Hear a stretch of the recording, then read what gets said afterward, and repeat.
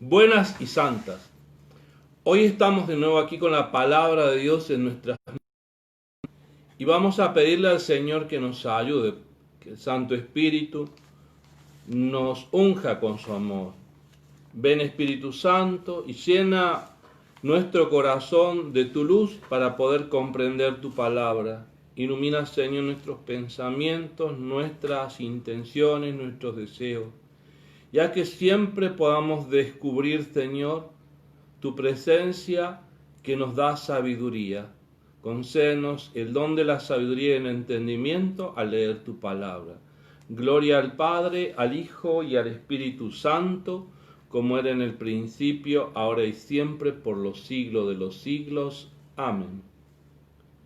Queridos hermanos, en este mes de la palabra vamos a ir como descubriendo varias cosas que a veces desconocemos de la Sagrada Escritura, pero creo que cada uno de nosotros ya tenemos la suerte de tener el texto de la Sagrada Escritura. Por eso hoy repasaríamos lo que son los profetas mayores, que son 4, Isaías, Jeremías, Ezequiel y Daniel. Vuelvo a repetir, Isaías, Jeremías, Ezequiel y Daniel. Y después tenemos 12 profetas menores, que son los siguientes: Oseas, Joel, Amós, Abdías, Jonás, Baruch, Habacuc, Nahum, Sofonías, Ageo, Zacarías y Malaquías. Estos son los profetas menores. En total, 12 más 4 justamente llegan a 16 profetas. ¿Qué es un profeta? El profeta no es un adivino, el profeta no es alguien que se ha dedicado a leer el futuro a los demás. El profeta es un hombre de Dios, elegido por Dios para hablar en su nombre. Profein, es decir, es hablar en nombre de alguien, en este caso, en el nombre de Dios. Por eso los profetas tienen una particularidad. Los profetas no pertenecen a un solo grupo. Algunos pertenecen a una escuela, otros han surgido de la realeza, otros son sacerdotes, otros profetas directamente ni siquiera pensaron en ser profetas, como por ejemplo Amós. Él es un cosechero, él es un boyero, él es el encargado de cosechar sus higos que tenía para vender, de eso vivía.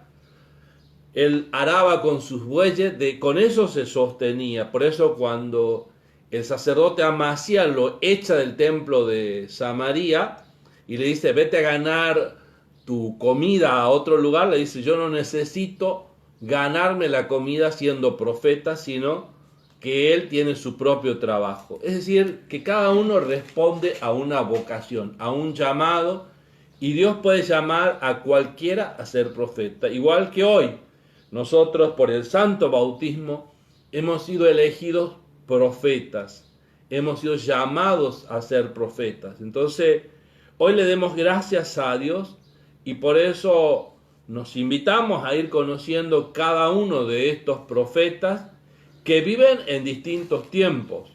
Vamos a ir al primero, a Isaías, que es justamente uno de los profetas mayores que nos ayudan a ir descubriendo lo que Dios quiere. Por eso pidamos que en el profeta Isaías nosotros descubramos la gracia y el entusiasmo de vivir la palabra de Dios. Y yo creo que más que nunca nos demos cuenta de cómo Dios va actuando. El profeta Isaías es uno de los profetas más grandes y que tiene un libro también muy extenso. El profeta Isaías, justamente podríamos decir, tiene 3 partes el libro del profeta Isaías. Entonces vamos a ir descubriendo quién es este hombre. Nace alrededor del año 765 a.C., año de la muerte del rey Osías. Recibió en el templo su vocación. En el texto de Isaías 6, 1 al 13, vemos la vocación del profeta Isaías. Una vocación espectacular en cuanto a la presentación de Dios, porque los ángeles, ve todo un trono y cómo les llaman a Dios el 3 veces santo. Es toda una, diríamos, presentación extraordinaria. Entonces yo creo que vemos aquí, por un lado, el llamado de Dios puede ser también de diferentes formas. No todos los profetas han sido llamados de la misma forma. Él, sin embargo, se excusa de esta tarea del profetismo, diciendo de que él es un hombre de labios impuros, es decir, que habla cosas malas o cosas impropias, y es por eso que el Señor toma una brasa para purificar su boca, para que a partir de ahora justamente pueda responder al llamado del Señor. Por eso, después que le ha quemado la boca, los labios, el Señor dice: ¿a quién enviaré? ¿Quién irá en nuestro nombre? Y ahí ya Isaías, sintiéndose purificado, dice: voy yo, Señor. El profeta Isaías es un profeta del mesianismo, es decir, que tiene profecías mesiánicas, como en el caso del texto de Isaías 7 e Isaías 11. Isaías 7 tenemos el texto del nacimiento prodigioso del Mesías, que va a nacer de una virgen.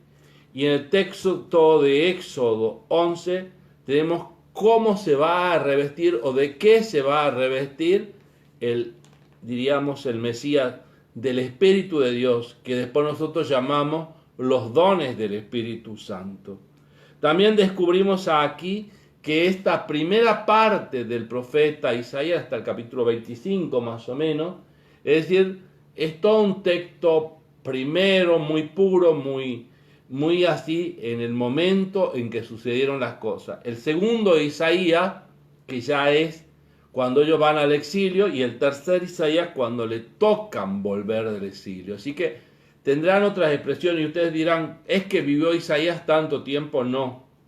Isaías como que formó una escuela cuando estaba en el templo de Jerusalén, cuando estaba en la corte del rey, y después los otros profetas, formaron su escuela, fueron escribiendo el texto de acuerdo al tiempo que les tocó vivir. ¿Cómo actúa el profeta? Creo que una de las cosas más hermosas. El profeta, por eso le decía, no habla en nombre propio. Sí tiene una mirada sobre lo que ocurre en la realidad. El profeta nunca es una persona que vive en el aire, en las nubes, diríamos nosotros. Es un hombre que vive en la realidad, conoce la realidad de su pueblo, la situación social, política y religiosa de su pueblo. Pero, ¿qué es lo nuevo? ¿Qué hace? ¿Cuál es el segundo paso? Por eso el primer paso es mirar la realidad. El segundo paso es iluminarla a la realidad con los ojos de Dios, no con nuestra mirada humana, porque cometeríamos desastres. Mientras que Dios, cuando Él es el que mira, seguramente pone la paz, la paciencia y la comprensión para mirar de otra forma. Seguramente que Él nos pone la sabiduría para saber obrar. Y el tercer paso es poner en práctica eso que he visto en la realidad, eso que Dios me ha dicho, ahora lo pongo en práctica en mi vida. Por eso en nuestra dinámica pastoral en América Latina decimos ver, juzgar y actuar. Vuelvo a repetir: ver, juzgar y actuar. Cuando uno da estos tres pasos, puede descubrir, diríamos, el futuro. A ver cómo va a ser en proyección el futuro de un pueblo, de una iglesia, de una parroquia o de la vida misma. Entonces yo les pediría que ensayemos esto. Busquemos un texto, pero antes miremos la realidad nuestra. Busquemos el texto, iluminemos la realidad que estamos viviendo, y ahí nos vamos a ir dando cuenta cómo Dios nos lleva a mirar el futuro, cómo Dios nos da una comprensión del futuro, y no estamos adivinando, simplemente estamos mirando con los ojos de Dios. Ojalá que lo podamos hacer. Por ahora practiquemos con el profeta Isaías. En el nombre del Padre, del Hijo y del Espíritu Santo. Amén.